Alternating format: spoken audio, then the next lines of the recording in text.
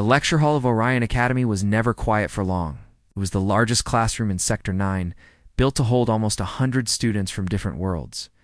Some sat in chairs designed for their shape, others floated in small grav bubbles, their bodies too delicate for heavy gravity. The air always carried a strange mix of scents, metallic temps from the Indari, sweet spice from the Krath, and the faint ozone smell from the Academy's life support vents. Normally, the morning began with casual chatter and the hum of holoscreens warming up, but that day, the noise died down faster than usual. Even the chatter of the winged Trelzy stopped mid-sentence when the door slid open and the new student walked in. He was tall, too tall. His frame was wrapped in a dark cloak that reached to the floor, the fabric smooth and lightless, as if it swallowed the light around it. His steps were slow, but not lazy measured, precise, almost silent. The kind of movement that made your instincts tighten before your brain knew why. His face was hidden under the hood, but when he looked up, two golden eyes cut through the shadows. They swept the room, passing over every student like a scanner.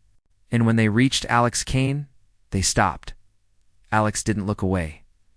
Most aliens did, when stared at by a predator. Humans didn't.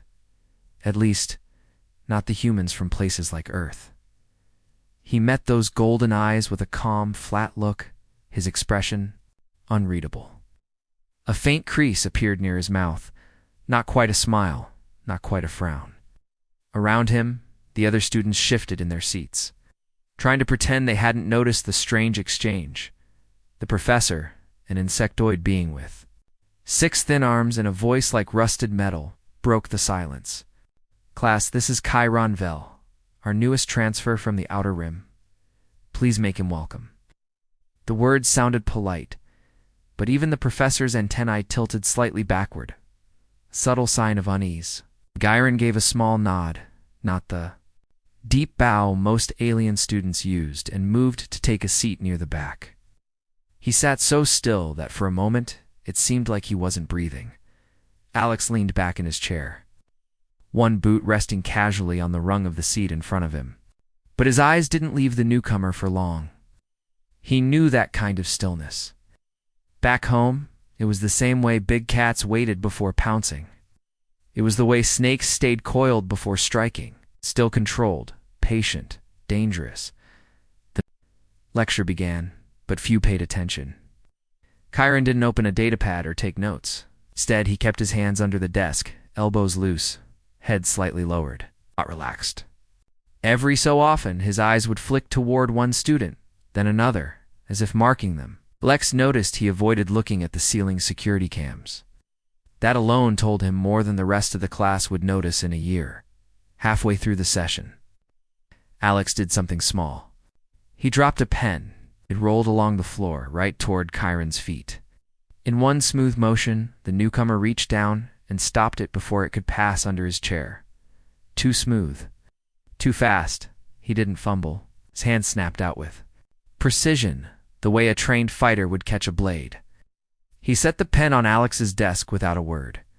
Their eyes met again for the second time, and Alex saw it clearly now, the slight narrowing. The unspoken challenge? "Thanks," Alex said, voice casual, almost lazy. But inside, a different thought clicked into place. This wasn't just some exchange student. This was someone trained, dangerous, and hiding something. The Academy didn't get random transfers from the Outer Rim without a reason by the end of class. Most students were gathering their things, already chatting about lunch. But Alex stayed seated, pretending to scroll through his holonotes while watching Chiron out of the corner of his eye. The newcomer didn't hurry. He waited until the room had thinned out, then slipped out without looking back. Not once did he bump into anyone. He moved like someone who never let strangers touch him. As Alex finally stood, the professor called his name. "Human Kane," the insectoid rasped. "Do not involve yourself in trouble." Alex gave a slow nod, but in his mind it was too late. Trouble had already walked into the room. He slung his bag over his shoulder and stepped into the corridor, scanning the crowd. Chiron was already gone. He didn't tell anyone what he'd noticed. Not yet. You didn't yell predator in a place full of prey, cause panic, and panic got people killed. Instead, he started building a picture in his head. The way Chiron moved. The weight in his steps. The tiny delays when people passed in front of him. The lack of normal student habits. This wasn't just suspicion anymore. It was certainty. As Alex walked toward the mess hall, he passed a reflective wall panel and caught his own reflection. His eyes were sharp, alert, not like the other relaxed faces around him. He had been raised in a place where danger wasn't a possibility. It was a daily fact of life. On Earth, you learned early that survival wasn't about being the biggest or strongest. It was about seeing the threat before anyone else did and deciding whether to run or stand your ground. Alex wasn't running. Somewhere in this academy, a predator had just stepped into his world. But this wasn't the predator's. Home turf fit was his. And if Chiron thought the human Deathworlder would be an easy target, he was in for a very long, very bad surprise. The next morning, the academy felt different. Alex had been here long enough to notice small changes in atmospheric shifts most others ignored. Conversations seemed shorter. More eyes darted toward the back of the room where Chiron had sat yesterday. No one said anything directly, but the unspoken tension was thick. Predators carried their own kind of gravity. Chiron was pulling the whole class into his orbit without saying a word. Alex walked into the lecture hall early, his boots echoing on the polished floor. He didn't head for his usual spot. Instead, he chose a seat at the far side, giving him a clear view of both doors. His human instincts didn't just work in forests or deserts back on Earth. They worked anywhere danger could hide. And right now, danger had a name. When Chiron entered, he didn't scan the room the way he had yesterday. This time his eyes went straight to Alex. That golden stare held for 2 long seconds before he moved to his seat. Every motion was deliberate. The kind that came from muscle memory, not habit. Alex had seen soldiers move like that, hunters too. It was the way you carried yourself when you'd been in situations where a wrong step could get you killed. The lecture began, but Alex didn't hear half of it. His mind was working, cataloging details. On Earth, survival wasn't always about speed or strength. It was about information. His grandmother used to say that humans survived because they noticed the things others didn't. A shift in the wind. The way a shadow moved against the light. Sound that didn't belong. He remembered the time he was 12. Walking home through the marshlands near his family's settlement. Frogs had gone silent, and even the insects had stopped. Humming, that silence had saved his life. It meant a swamp panther was nearby. He had turned slowly, scanning the reeds, and there it was, just a ripple in the water, barely visible. If he had kept walking without noticing, he'd have been gone in seconds. That same prickling at the back of his neck was here now, sitting 20 feet away under a black hood. Halfway through the lecture, Chiron did something strange. He shifted his chair slightly, not toward the professor, but toward a small, pale-skinned student named Viri. She was from a low-gravity world, delicate and slow-moving. Alex didn't miss the way Chiron's hand rested under the desk, fingers tapping lightly as if counting. K. A countdown. Alex tapped his own stylus against the desk in rhythm, keeping the beat just loud enough for Chiron to hear. The golden eyes flicked toward him again. Message received. I see you. During the break, the students spilled into the wide hallway. Groups gathered to chat or grab food from the dispenser units. Alex stayed back, leaning against the wall where he could watch everyone without drawing attention. Chiron moved through the crowd without touching a soul. He was a shadow in a river of light, never bumping into anyone, never losing awareness. That was skill. Dangerous skill. Alex thought about the other students, how they'd grown up on worlds where predators were rare, where danger came with warning sirens and rescue ships. Earth didn't have sirens for what could kill you. Sometimes you didn't even know it was there until it was too late. That difference was everything. Humans didn't freeze when they saw a predator. They measured it. They learned it. And then, if they had to, they went straight for its throat. Back in the lecture hall, Alex shifted his seating again, this time behind Chiron. The alien's cloak was smooth and seamless, but when Chiron leaned forward slightly, the edge lifted, just enough for Alex to catch a glimpse of something metallic strapped under his arm. Small, curved too small for a blaster, too large for a tool. A blade. That was all the confirmation he needed. But Alex didn't move or call for security. He knew how predators worked. If you scared them off too early, they didn't leave. They hid and struck later when you weren't ready. Better to let them think you were still in the dark. When the session ended, Chiron didn't head straight for the door. He waited again. Alex followed suit, letting the other students clear out first. They stepped into the hall almost together, a few paces apart, walking in the same direction. Neither spoke. The hum of the academy's systems filled the space. Between them, finally, Chiron broke the silence. "You watch too much?" he said without turning his head. Alex's reply was calm, almost casual. "You move too carefully. It wasn't a threat. It's not yet. Just an exchange between two people who knew exactly what the other was." Chiron's lips curved in a smile that wasn't friendly. "Deathworlder," he said quietly, as if testing the word. "I've heard about your kind." Alex didn't stop. "Walking. And I've met yours." He glanced at the golden eyes. "They don't usually last long." They reached the junction where the halls split, and without another word, Chiron turned down one path and Alex took the other. It wasn't over, not by a long shot. The hunt had just begun, and both of them knew it. That night, Alex sat in his dorm room, the lights low. He pulled up the academy's public registry and searched for Chiron Vell. Almost nothing came up. No academic history, no home colony records, just a transfer approval code with half the fields locked. That wasn't normal. No legitimate. The student had a file that empty. Alex leaned back, staring at the ceiling. On Earth, there was an unspoken rule. When something didn't make sense, it was usually because someone wanted it that way. And when someone wanted it that way, it was almost always trouble. He'd dealt with trouble before. But this time, it was walking the same halls, breathing the same air, and sitting just a few feet away. The third day began like the others, but Alex could feel it, the shift. There was a different weight in the air, like the seconds before a storm breaks. It was in the way Chiron entered the room, slower than usual, scanning the seats not just to see who was there, but to see where they were. His golden eyes lingered longer on Alex this time, as if measuring the exact distance between them. Alex had learned long ago that predators made their move when two things happened. The prey was distracted, and the path was clear. Which meant Chiron was waiting for a window, a small, perfect opening to test his target. The problem for him was that Alex didn't do distracted. On Earth, the moment you looked away was the moment something took your life.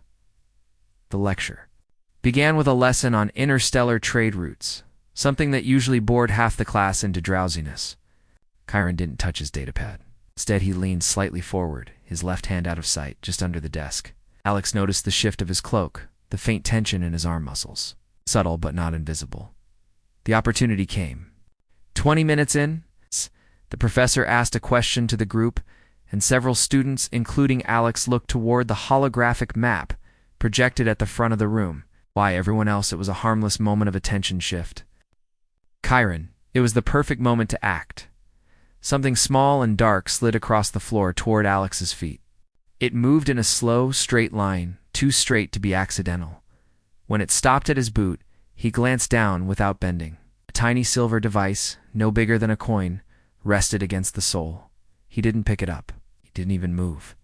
Instead, he shifted his foot just enough to pin it under the heel. His face remained neutral, eyes still on the map, but his heart rate had already slowed, not sped up. That was the human way. He didn't give the predator the satisfaction of seeing you flinch. A moment later, a soft vibration pulsed through the floor. Whatever the device was, it was active.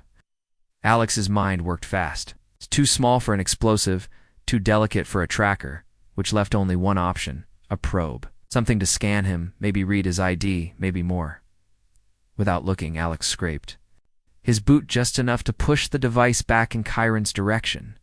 It slid quietly under the desk.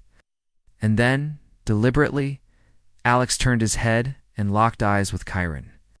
No smile, no frown. Just a look that said, "Try harder." The golden eyes narrowed. For a brief second, the rest of the class didn't exist. It was just the two of them, predator and predator, staring across a battlefield that happened to have desks and datapads. At break, the room emptied fast. Alex didn't leave. He leaned back in his chair, waiting. Sure enough, Chiron approached. Moving like a shadow, he stopped just short of Alex's desk. "You're fast," Chiron said, voice low. Alex tilted his head slightly. "I'm alive. That won't last forever." "It never does," Alex replied, his tone flat. "But you're not the one who ends it." Chiron's smile was slow, almost amused. "You think because you're from a death world, you're untouchable?" Alex met his gaze without blinking. "No, I think because I'm from a death world, I know how to end things before they start." They stood there for a long moment, the hum of the holoscreens filling the silence. Then Chiron stepped back, his expression unreadable. "Not today," he said, echoing Alex's own words from the day before, "but soon." When Chiron finally walked away, Alex exhaled slowly, not from fear, but calculation. The first move had been made. And it wasn't just a test, it was a signal. Whatever Chiron was here for, the clock had started ticking faster. Later that afternoon, Alex sat in the mess hall, a tray of food in front of him that he wasn't eating. From his seat near the corner, he could see the whole room. Chiron wasn't there. That made him uneasy, not because he thought the alien had left, but because predators didn't vanish without reason. He thought of the swamp panther again. How? It would disappear into reeds for hours before striking. Chiron was doing the same thing, and that meant the next time he appeared, it wouldn't be for small games. Alex knew he needed to be ready, not just for himself, but for the rest of the class. Most of them had no idea what was walking among them. They were prey, soft and slow. If Chiron's target was one of them, they wouldn't even see the strike coming. He wasn't about to let that happen that night. No. He went to the academy's lower maintenance corridors, places students weren't supposed to go. He mapped out paths between lecture halls, exits, and blind spots. If Chiron wanted to hunt, Alex would make sure he knew the terrain better. It was how humans had survived for millennia, by turning the environment into an advantage. By the time he returned to his dorm, the halls were nearly empty. A faint hum from the walls told him the academy's night cycle had begun. He locked his door, checked it twice, then sat on the edge of his bed. His mind replayed the day, every word, every glance, every subtle move. The first move had been made. The next one would decide who was really hunting who. The next day, Alex felt the change before he saw it. The academy halls were quieter than usual, as if the building itself sensed something coming. Even the normally noisy Virai kept her voice low. It wasn't fear yet, not for them, but instinct, was whispering to every non-human in the room. Predators changed the air when they got close. Alex entered the lecture hall early, scanning the rows. Chiron was already there. No cloak today, just a dark tunic and light armor padding under it. Subtle, but definitely not academy issue. He sat in the far corner, one leg stretched out, golden eyes fixed on the doorway. The way he watched Alex walk in told him one thing. Chiron wasn't hiding anymore. Alex chose a seat 2 rows away, close enough for a conversation, far enough for a fight. The professor began the lesson, but Chiron didn't pretend to listen. Instead, his voice cut quietly across the space between them. "You've been following me?" Alex didn't look at him. "You've been worth following?" The professor paused mid-sentence, antennae twitching nervously, but chose not to intervene. Whatever was happening, it was better not to get between two predators. The rest of the class shifted uneasily, sensing the tension. Chiron leaned forward, elbows resting on the desk. "You think you're dangerous because you come from a death world? But out there," he gestured vaguely toward the stars, "you're just another soft target? You humans bleed like everyone else." Alex finally turned his head, meeting the golden eyes directly. "You ever been to Earth?" Chiron's expression didn't change. "No, then you don't know what soft means." Alex's voice was calm, but his words carried a weight that made a few nearby students glance their way. "On my world, there's nothing that isn't trying to kill you. The land, the air, the water, it's all a fight. Our oceans have creatures that could swallow you whole without even noticing.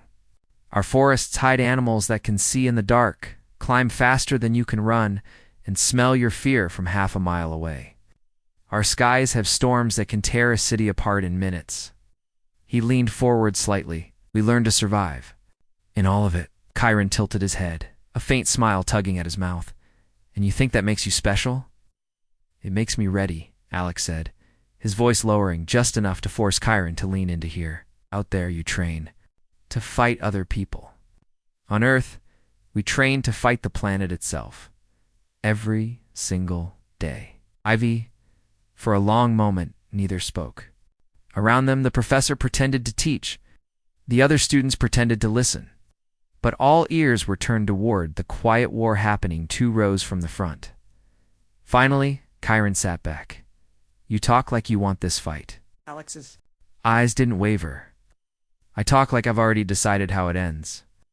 The rest of the lesson passed in strained silence. Chiron didn't look away from Alex once, not even when the professor addressed him directly. Alex didn't break eye contact either. This wasn't about who was faster or stronger, it was about who would give ground first. Neither intended. 2, when the bell finally sounded, the room emptied quickly. Students moved with an unspoken urgency, like fish scattering before sharks. Alex stayed in his seat until the last one left. Only then did Chiron rise, walking slowly toward him. You been in fights before? Chiron said, stopping just short of Alex's desk. Alex stood, matching his height.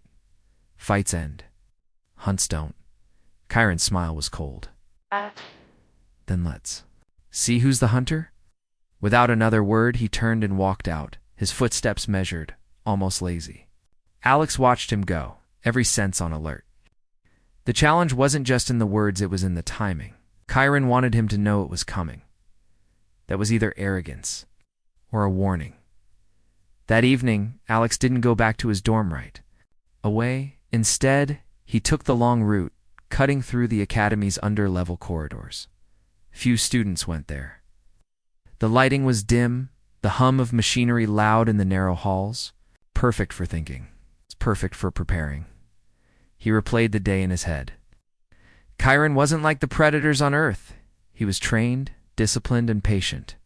But patience could be broken. Every predator had a moment where hunger or pride made them move too soon. If Alex could find that moment, he could end this without the rest of the class ever knowing how close they'd come to losing one of their own. By the time he reached his dorm, his plan was already forming. Didn't need to beat Chiron in a straight fight. He just needed to make him believe he'd already lost before it began. The next move would be his. It wouldn't be subtle. Alex woke before the academy lights switched on. Deathworld habits never left you on Earth, Dawn. Was never safe. That quiet gray hour was when the most dangerous predators hunted, when you either moved first or became someone else's meal. Today, he intended to move first. He spent the morning in places students usually ignored, the maintenance catwalks above the lecture halls, the emergency stairwells, the narrow supply corridors between the food dispensers. The academy wasn't designed with security in mind. It was built for comfort. That meant there were gaps, shadows, blind spots. Alex mapped every one of them. By the time classes began, his plan was set. He didn't need weapons, just the environment and timing. The key was to make Chiron choose the battlefield without realizing it. A predator felt strongest when it thought it had picked the ground. Alex would let him think that. Until the trap closed in the lecture hall, Chiron took his usual seat, golden eyes calm but focused. Alex didn't acknowledge him, kept his head down, tapping through his datapad as if absorbed in the day's lesson. But every few minutes he shifted his seating position slightly, angling himself closer to the far side exit door. He wanted Chiron to see it, to notice the pattern. Predators noticed everything. By the halfway point, Alex could feel it, the hook was in. Chiron's gaze had tightened, his head tilted just enough to track Alex's subtle movement. That was good. It meant Chiron thought he was controlling the flow. When the lecture ended, Alex gathered his things quickly and headed for the far exit. He didn't look back. He didn't need to. The sound of soft, measured footsteps told him Chiron was following, The path Alex took wasn't direct. He led them through the quieter north wing, past storage rooms and the hydroponics lab. The academy lighting was dim here, the hum of life support machinery masking other sounds. Alex kept his pace steady, not too fast, not too slow, just enough for Chiron to think he was stalking without being seen. Finally, Alex reached a narrow service corridor, and it looked like a dead end to anyone who didn't know better. He stepped inside, his boots echoing against the metal walls, then stopped halfway down and turned slowly. Chiron was there, framed in the corridor entrance, his golden eyes glowing faintly in the low light. His hood was back, his cloak gone. The dark tunic clung to his frame, the faint outline of the curved blade visible under his arm. "You chose the wrong hallway," Chiron said. "No," Alex replied, voice calm. "I chose the only one." Before Chiron could react, Alex shifted his weight and slammed the side panel of the wall with his palm. The panel clicked, and with a deep hum, the magnetic seals in the floor and ceiling engaged. Chiron's blade arm jerked slightly as the metal in it was pulled toward the wall. Not enough to immobilize him completely, but enough to slow him. "You learned to stalk in the dark," Alex said, stepping closer. "Learn to end things in the dark." Chiron's eyes narrowed. "You think a few tricks will save you?" "They already have," Alex said. "I've been 3 steps ahead since the moment you walked into class." Chiron lunged, the slowed motion of his blade giving Alex the opening he'd been waiting for. He sidestepped, grabbing the alien's wrist and twisting it down toward the magnetized wall. The blade clanged against the surface, sticking fast. Chiron tried to pull it free, but Alex had already moved behind him, forcing him forward. "You picked the wrong prey," Alex whispered in his ear. "Humans don't run." For a moment, Chiron struggled, his breath harsh. Then, slowly, he stilled. The tension in his body didn't fade, but the fight shifted less about the blade now, more about the message. Alex stepped back, releasing him. Chiron turned, golden eyes burning. "This isn't over," he said. Alex's expression didn't change. It never is. "But now you know the cost." Chiron yanked his blade free with a sharp motion, the metal squealing against the magnetized wall. He stepped back toward the corridor entrance, eyes never leaving Alex's. Then he was gone, his footsteps fading into the hum of the machinery. Alone again, Alex exhaled slowly. The trap had worked, but it wasn't victory. Not yet. Predators didn't stop after one failed hunt. They adapted. Chiron would come back, smarter and more dangerous. And when he did, Alex would be ready. That night, Alex lay in bed staring at the ceiling, thought about Earth, about the wolves that hunted in packs, the tigers that waited for weeks to strike, the sharks that circled for hours before moving in. Chiron was all of them in one, and the academy was the ocean they were both swimming in. The difference was, Alex had already decided who would be left standing at the end. The news of what had happened in the academy spread far beyond the school walls. It leaked into the city first, then into nearby colonies, and before the day ended, every major planetary broadcast was talking about the human student. Most reports twisted the truth, making it sound like the human had brutally attacked without reason, while others whispered that he had single-handedly saved dozens of lives. Everyone had their own version, but one thing was certain: his name was now being spoken with fear and fascination. Even the instructors, who usually controlled their emotions, were quiet in the halls, watching every step the human took. It wasn't just his strength they feared, it was the way he had acted. Calm, cold, certain, like violence. It was nothing more than a tool he could pick up and put down whenever he chose. In the days that followed, the security was doubled at the academy. Guards in armored suits stood at every entrance. Metal detectors were replaced with advanced weapon scanners. But none of it felt like it was for protection. It felt like it was for containment. They weren't keeping danger out. They were keeping. Him and the other students walked in groups now, always keeping their eyes on him, but never too close. When he passed, conversations stopped. Meals became silent in his presence. It was as if they all knew he had crossed a line that no one else would dare approach. But what they didn't understand was that for humans, Lines like that had always been blurry. The attacker who had survived the one who had walked into the class, with murder in his eyes, remained in a medical ward under constant guard. Some said he had tried to speak but choked on fear every time he saw a human face. Others claimed his mind was broken, unable to process what had happened. The human never visited him, never looked in his direction. It wasn't revenge he cared about. The fight had been over the moment it ended, but that didn't stop the whispers. Rumors said the human had done something worse than physical damage, that he had looked at the attacker in a way that left something permanent in his mind. A few even said this was a human tactic, a weapon that didn't need bullets or blades. One evening, as the sun dipped behind the academy towers, the principal called the human to his office. It wasn't a casual meeting. 2 security officers stood at the door, hands close to their weapons. Inside, the air was tense, the room lit only by a soft blue glow from the city outside. The principal's voice was low and careful as he spoke. He said that officials from the Galactic Council had taken an interest in what happened, that they wanted to review the human's presence here. He didn't say it outright, but the meaning was clear. They were afraid of him, not because he had broken rules, but because he had shown what a human could do when danger came close. That kind of strength scared the powerful even more than it scared ordinary citizens. The human listened without interrupting, his expression unreadable. Then he simply said, "If they want to understand, they'll have to see for themselves." He stood, gave a small nod, and walked out. That was the thing about humans' fear. Didn't make them smaller, made them stand taller, even if everyone else wished they wouldn't. And as he stepped into the empty hallway, he knew the next confrontation wouldn't come from a lone killer in a classroom. It would come from those who feared what he was capable of. That would be far more dangerous.